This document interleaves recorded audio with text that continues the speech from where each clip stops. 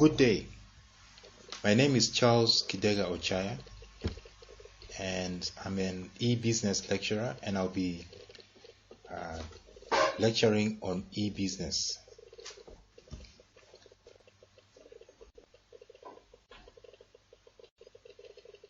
Start off by looking at some of the benefits of e-business, in particular with regard to e-supply chain management.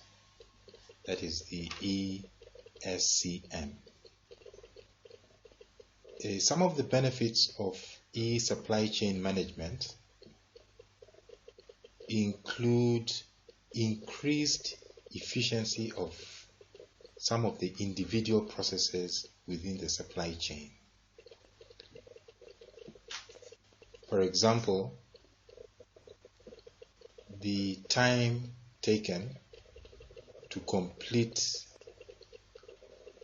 making orders and receiving what has been ordered will be substantially reduced because of the faster processes which are enhanced by using e-business systems.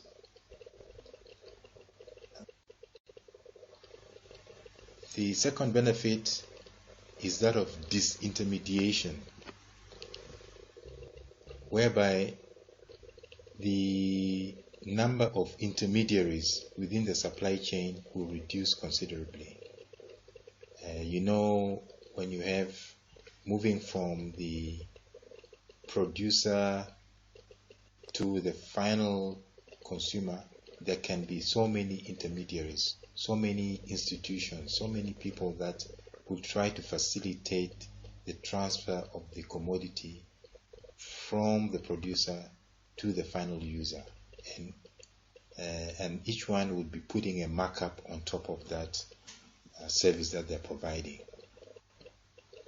So the substantial benefit comes from the reduced cost of channel distribution. The next benefit is that of improved data integration between elements of the supply chain. Companies deal with each other, they transfer information, they share information in the whole process of transacting and supplying the commodity. So there's also reduced cost of paper processing. The paperwork reduces considerably because everything now becomes electronic. It will be done in an electronic format.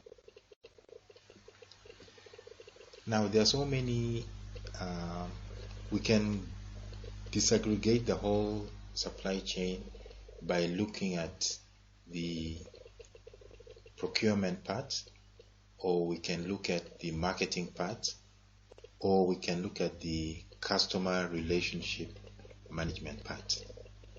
So the supply chain, at each stage, you can introduce infrastructure to help you facilitate the whole value chain processes.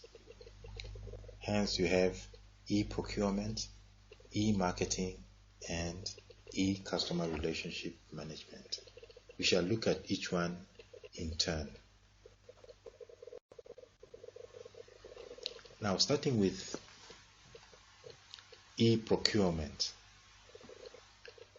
Sometimes they will say e-sourcing. Procurement is actually trying to get raw materials that you need for your production process. You have to procure those materials or those raw materials. If it's a company that is involved in construction, they will have to procure raw materials, cement, timber, and other materials that they need to do the building. So here, e-procurement is the electronic integration and management of all procurement activities including purchase request, authorization, ordering, delivery, and payment between the purchaser and the supplier. As you can see, all the processes that would have involved so much paperwork is now being done electronically. Okay. Because of that, e-procurement will improve the following aspects. You'll be able to procure the product or the raw material at the right price. It will be delivered at the right time, in the right quality, quantity, and from the right source. Okay, I'm sure some of you are familiar with the idea of just in time, where to have an efficient procurement process, the commodity has to arrive not too early and not too late. Otherwise, the delays will be pushed forward into the next supplier along the distribution chain, and as a result, the consumer or the customer will get the product late because of a delay somewhere. So e-procurement aims to get rid of all those delays so that the product arrives eventually to the final user on time. Now, electronic payment systems are a very central part of e-payment system.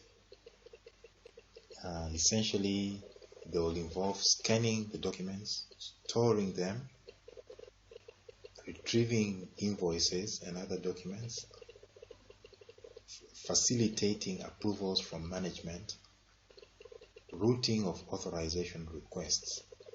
So all this can be done electronically. As you can see nowadays, there's more use of these methods in an electronic format, unlike in the past.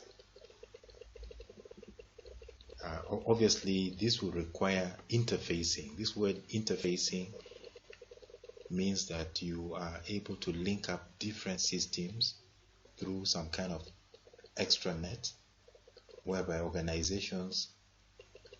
different organizations can share data. For example, the banks can use facilities or systems that will be able to interact with other companies and so on.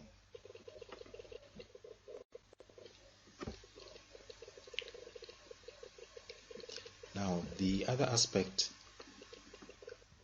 of e-business is e-marketing, electronic marketing. Essentially, this involves applying electronic means to fulfill the 4 P's of marketing, which you know quite well. Thus, you are able to offer the right commodity to the right people at the right time. Essentially, e-marketing also involves creating awareness in the first place, so that customers know who you are, what products you are providing, and they can then make their orders. E-marketing also has a strong component of marketing research. Obviously, for you to know the right people to whom you deliver your product, you need to do some market research. Also, e-marketing requires integrated marketing communications.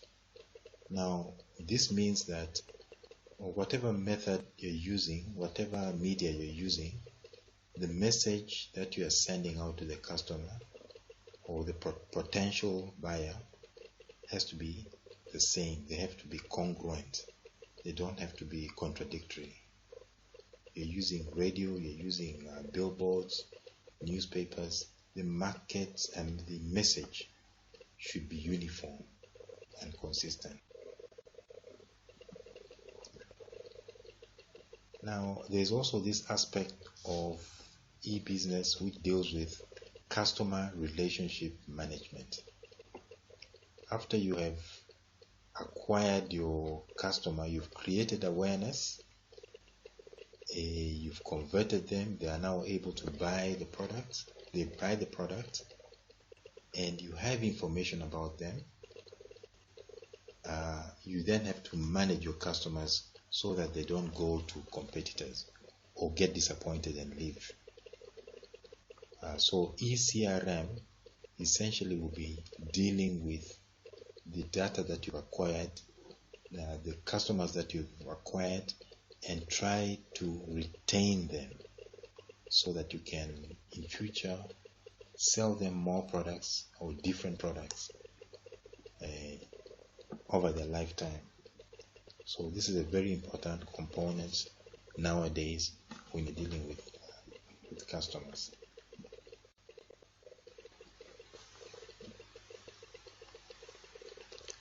Now, this diagram tries to summarize all those things I was talking about in the past few slides.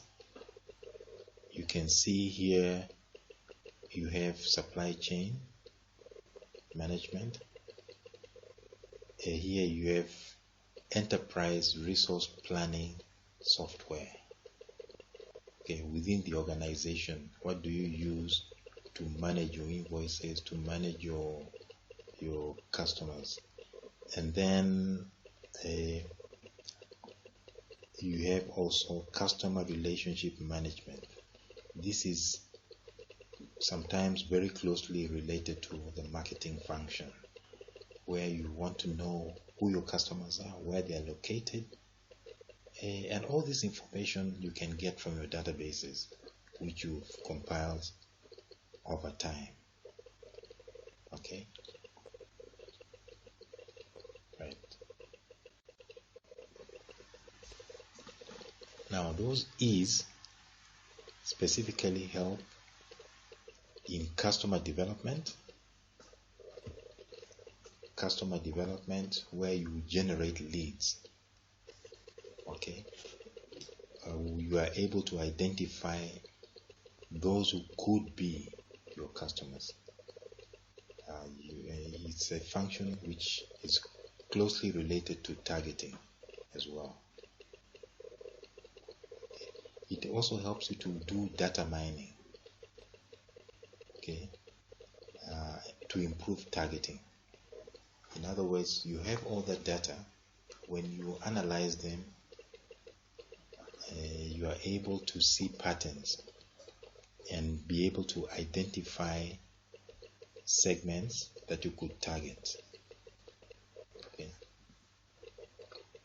Right. Other things that you are able to do include upselling and cross-selling. These are marketing terms which would suggest that you can sell new varieties of products that you have introduced to the old customers. Okay, or you can tell them sometimes to buy more. Or in other words, for example, you say you've bought a cell phone, now why don't you come and buy a pouch, a holder, a cell phone holder? In that case, you are upselling. You are giving them complementary products that they could use in conjunction with what they've already bought. Also, using electronic means helps you to manage quality. Okay, you manage quality, you get feedback from your buyers, then you know who your buyers are, what they like, and so on, and you can make adjustments accordingly. Okay. Now we come to a very important aspect of e-business. So far we've been dealing with more theoretical things, but now in practice you need to consider how you are going to implement all these things that we are saying. How do you bring a system? How do you encourage managers to take up new software, to take up new systems, which might actually imply a radical change from the ways of doing business that they're used to? Okay. As a result, now we say that introduction of e-business requires users to learn internal information systems and use new methods of marketing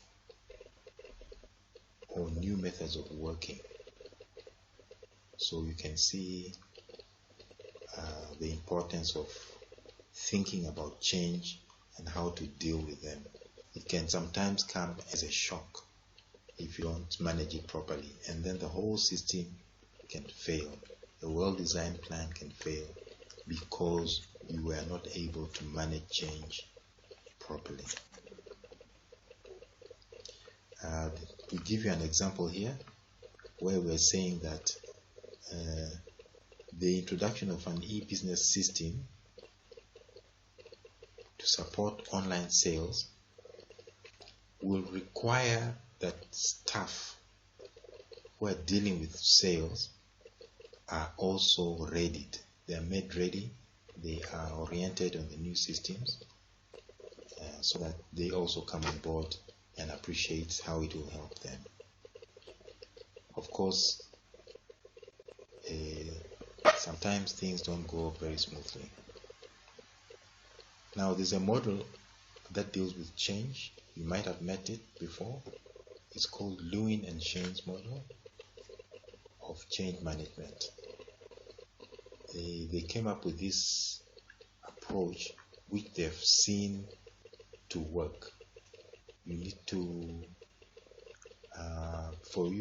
in order to overcome resistance, confusion, misunderstanding, miscommunication, rumors, grapevine, and all that, change has to be done as a gradual process.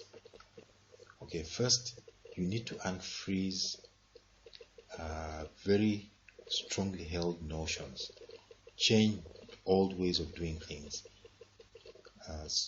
In other words, you are removing the status quo, the state of affairs. Change that first through education, training, and proper communication with those who are affected, including the stakeholders.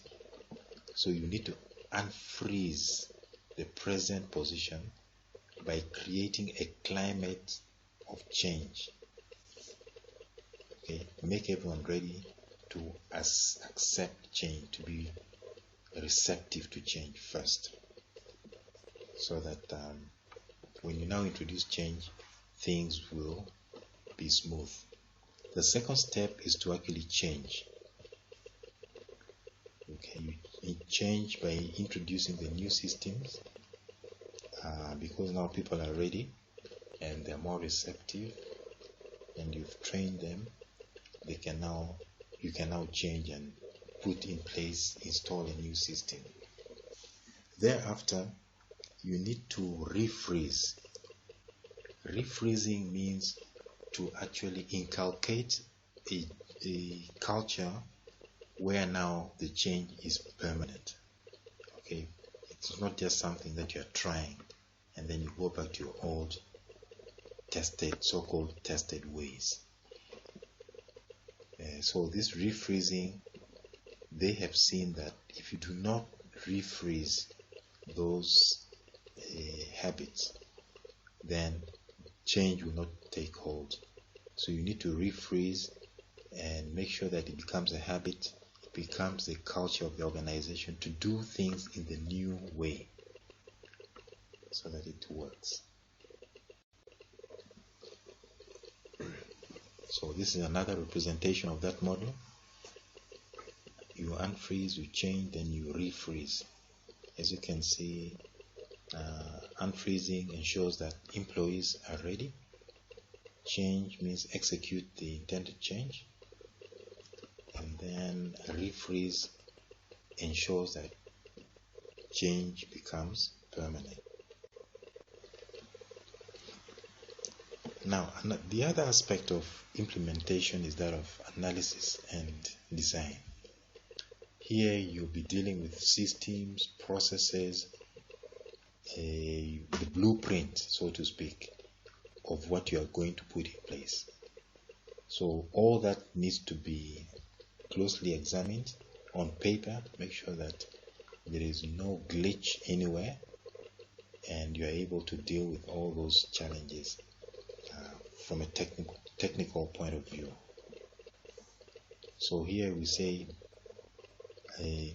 managers need an appreciation of some of these design techniques, including process analysis, data modeling, use case design. Okay, you need to draw diagrams, show them diagrams, plans of how these things are supposed to work, the linkages, and how you'll be handling data, what the user will experience from the user's point of view, what they'll experience, and so on, before you actually try them out, before you do a pilot study or a dry run. And again, you'll notice that this will help the managers to explain the new changes that will be coming in. So we take an example of data modeling.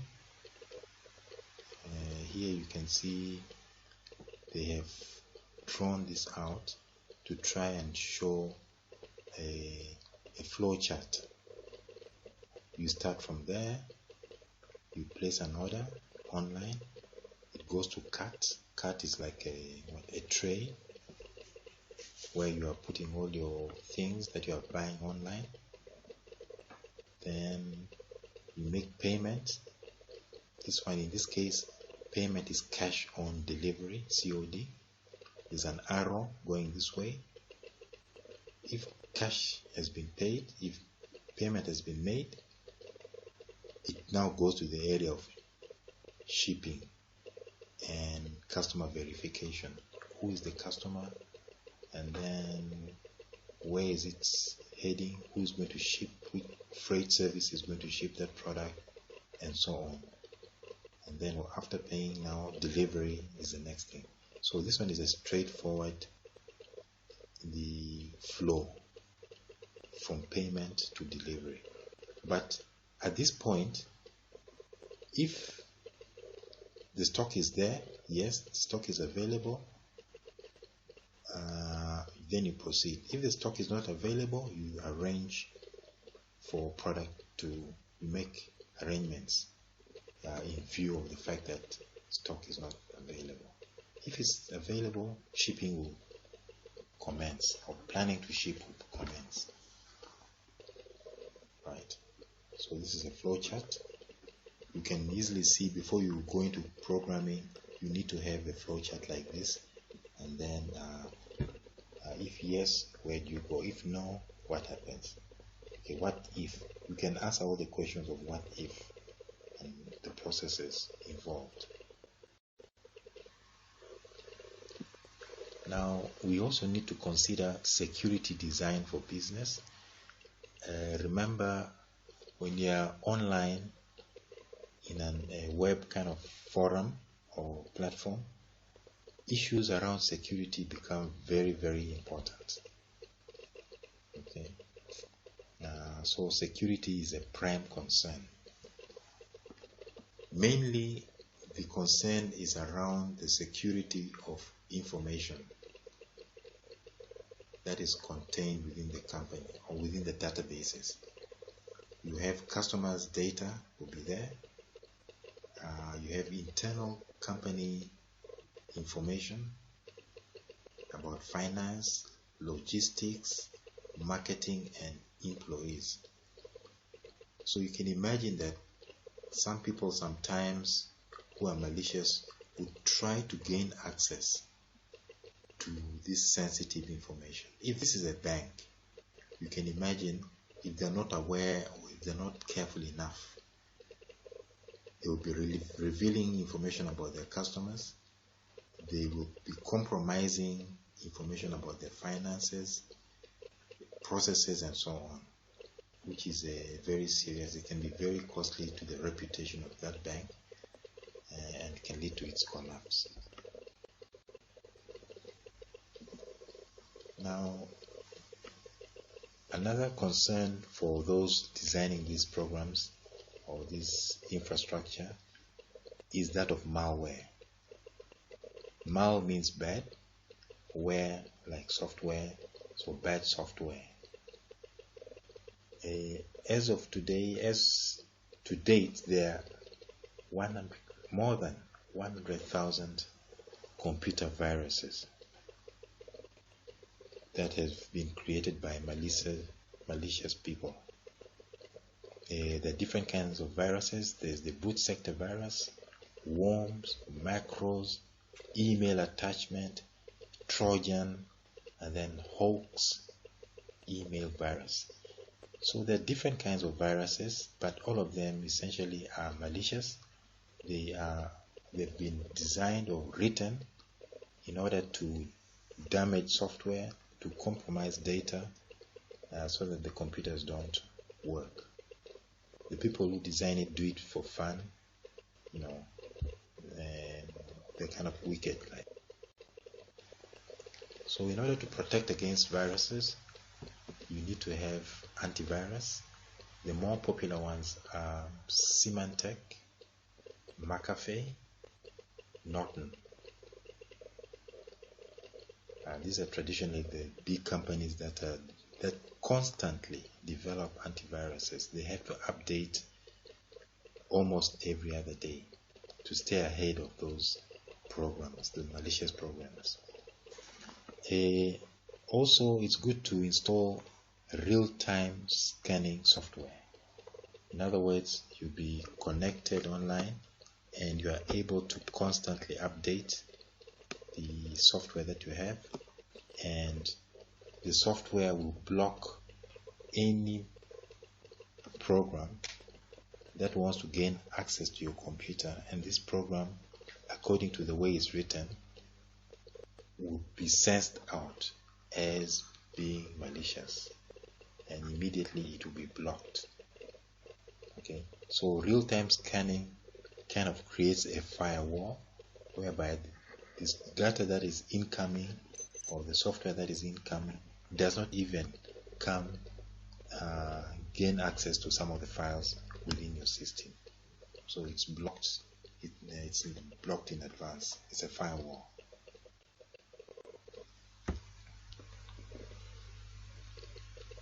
Now, these are some of the key issues or key aspects that you need to consider when you're dealing with implementation of an e-business strategy. You need to think about process modeling. You need to think about data modeling. You need to think about architectural designs. You need to think about user interface design. And you need to think about security design. Right? You probably need to read more about this at your own time. Process modeling, data modeling, architectural designs, user interface design. And I'm sure about security you are more aware of the issues around that.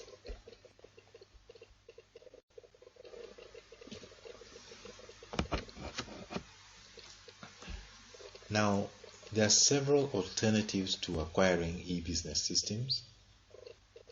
You could have one developed for your company from scratch. You engage consultants, you engage programmers who will look at all your processes and master it, write out the processes and draw charts. Thereafter, they will write programs that will replace the manual system that you're using. Or You could buy software off the shelf, software that is already pre-designed in order for you to just plug and play.